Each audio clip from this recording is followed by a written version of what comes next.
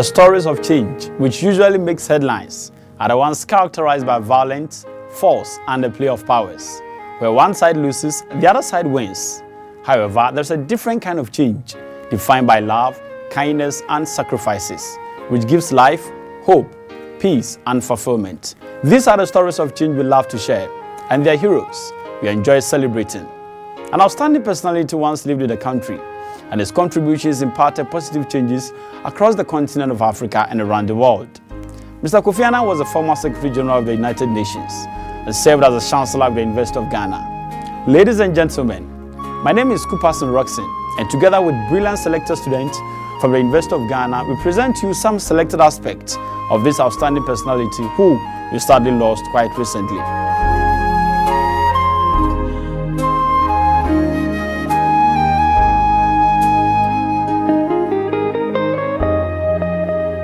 Mr. Kofi Annah was a Ghanaian diplomat who served as the 7th General Secretary of the United Nations from January 1997 to December 2006.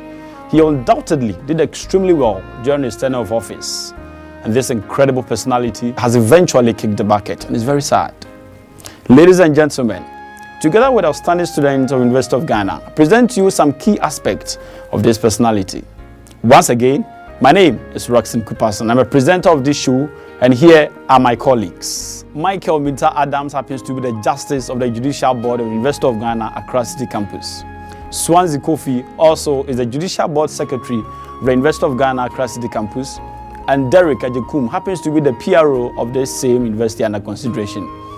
Doche Princess YAC is an aspiring entrepreneur, and she happens to be a final year student of the University of Ghana. Now, we begin with his family. Undoubtedly, Kofi Annah was a family man. We go and look at some of the issues that is in connection with his family.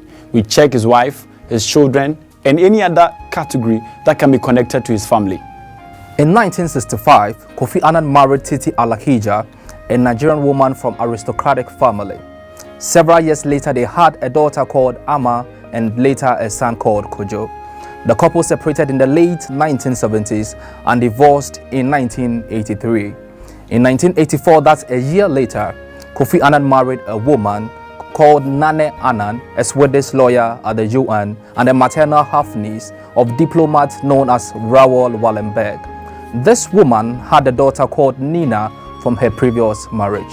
He was born in the Konjo section of Kumasi in Ghana on 8 April 1938. He had a twin sister called Ifo Atta. Unfortunately, she died in 1991. They both shared the middle name Atta, which in the Akan language means twin. Annan and his twin sister were born into one of the country's Ashanti and Fanti aristocrats family. Both of their grandfather and uncle were tribal chiefs. It takes a noble man to notice the sufferings of others, a good man to care about them, and a brave man to actually do something about it. Because of the academic brilliance of Mr. Kofi Annah, the Ghanaian government decided to award him a scholarship. He did extremely well in the academic field. He also had a great scholarship from outside the country. We go and listen to much more better about what characterized the scholarship. From 1954 to 1957, Annan attended the elite infancy Pim School, a Methodist boarding school in Cape Coast founded in the 1870s. Annan himself said that the school taught him something special I would like to share with you. Suffering anywhere concerns people everywhere. Interestingly, the year he graduated from Infancy Pim, the then Gold Coast, which is now Ghana, coincidentally gained independence from the British. In 1958, he began studying economics at the Kumasi College of Science and Technology, which is now KNUST. He received a Ford Foundation grant. It is a New York headquartered globally oriented private foundation with the mission of advancing human welfare. It was created in 1937 by Edsel Ford and Henry Ford. This enabled him to complete his undergrad studies in economics at McAllister College in St. Paul, Minnesota, United States in 1961. So with respect to his contributions in the country and around the world, Mr. Kofi Annah held very key positions, some in the World Health Organizations, and he also did extremely well in the country as far as our tourism is concerned. As we listen to much more about his career, we'll be extremely excited to have a knowledgeable base as far as his contributions in the country and as far as around the world is concerned. Annan then completed a diplôme d'études approfondies DEA degree in International Relations at the Graduate Institute of International and Development Studies in Geneva, Switzerland, from 1961 to 1962. After some years of work experience, he studied at MIT Sloan School of Management from 1971 to 1972 in the Sloan Fellow Program and earned a master's degree in management. In 1962, Kofi Annah started working as a budget officer of the World Health Organization Agency of the United Nations, UN. From 1974 to 1976, he worked as a manager of the state-owned Ghana Tourist Development Company in Accra. In 1980, he became the head of personnel for the Office of the United Nations High Commission for Refugees in Geneva. In 1938, he became the Director of Administrative Management Service of the United Nations Secretariat at New York in 1987. He was appointed as an Assistant Secretary General of Human Resource Management and Secretary Coordinator for the United Nations System. In 1990, he became Assistant Secretary General for Program, Planning, Budget and Finance and Control of the United Nations. When Secretary General Boutros Ghali established the Department of Peacekeeping Operations in 1992, Kofi Annah was appointed to the new department as deputy to then Under Secretary General Mara Golden. Annah was subsequently appointed in March 1993 as the Under General Secretary of that department. On 29 August 1993, while Boutros Ghali was unreachable on an airplane, Annah instructed United Nations officials to relinquish for a limited period of time their authority to veto strikes in Bosnia. Why was he tipped for that position? We checked the reason why.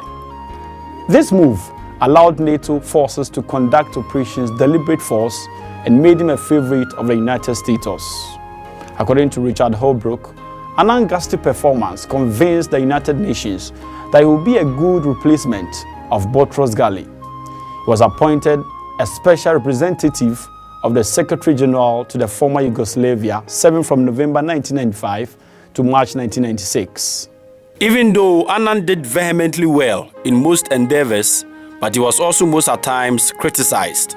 In 2003, retired Canadian General Romeo Dallaire, who was force commander of the United Nations Assistance Mission for Rwanda, claimed that Annah was overly passive in his response to the imminent genocide.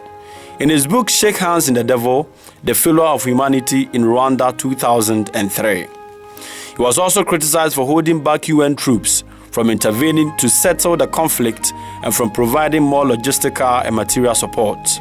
Again, Dallaire claimed that Annah failed to provide responses to his repeated faxes asking for access to a weapon repository. Such weapons could have helped Dallaire defend the endangered Tutsis. The priority of Mr. Kofi Annah was to ensure peace across the continent of Africa and around the world, which he did. Because of his contribution, he was tipped to be awarded gallantly, and he got what you call the Nobel Peace Prize. You got to listen to much comments about this particular prize.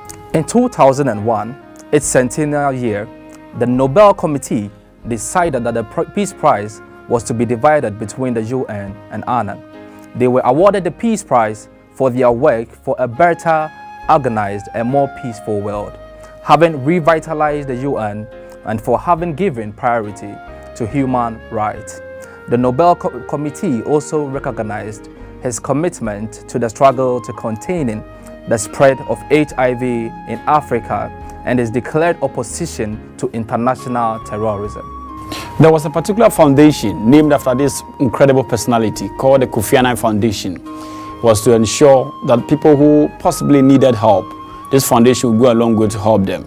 It also had a greater aim of ensuring peace across the length and breadth of the country and around the world. In 1996, Secretary General Boutros Ghali ran unopposed for the second term. Although he won 14 of the 15 votes on the Security Council, he was vetoed by states after 4 deadlock meetings of the Security Council. Boutros Ghali suspended his candidacy, becoming the only Secretary General over to be denied a second term.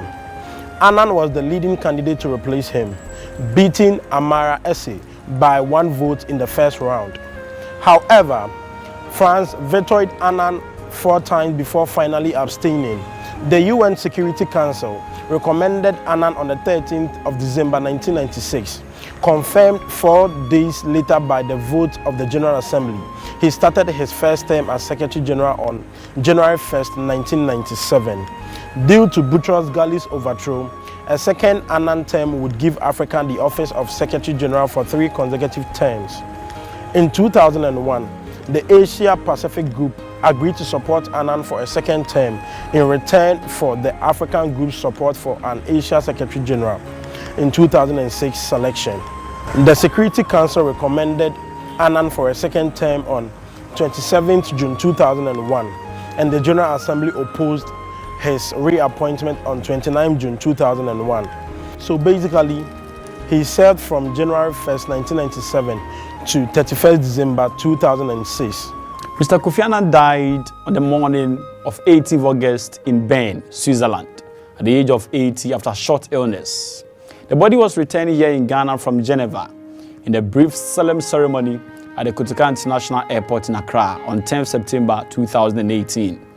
His coffin draped in the blue UN flag was accompanied by his widow Nani Annan, his children and senior diplomat from international organization. On 30th September 2018, a state funeral was held for him at the Accra International Conference Center. The ceremony was attended by several political leaders from across Africa as well as Ghanaian traditional rulers, European royalties and dignitaries from the international community, including the UN General Secretary Antonio Guterres.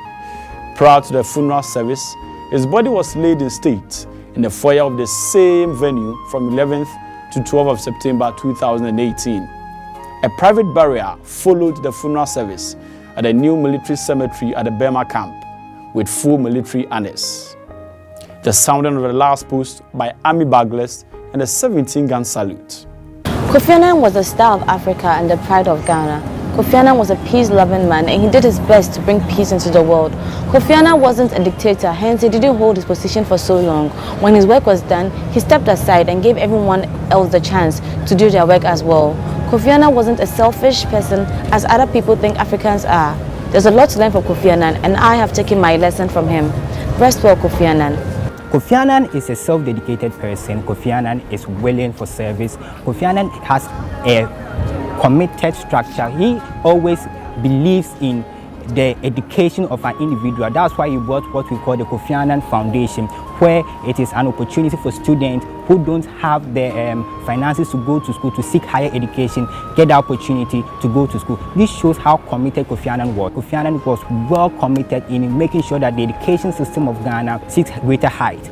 He is an improvement and he is a blessing to the African continent. And Ghana is proud to have Kofi Annan as our mentor. Kofi Annan had a strong personality and thus made him outstanding among his peers.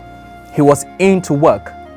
He knew what he was about and he went in for what he wanted. One thing I learned about Kofi Annan is that he was a selfless leader who would give up his all for the benefit of others. Thanks very much for your time, ladies and gentlemen. We hope you have learned a lot from what we presented to you. God bless us all.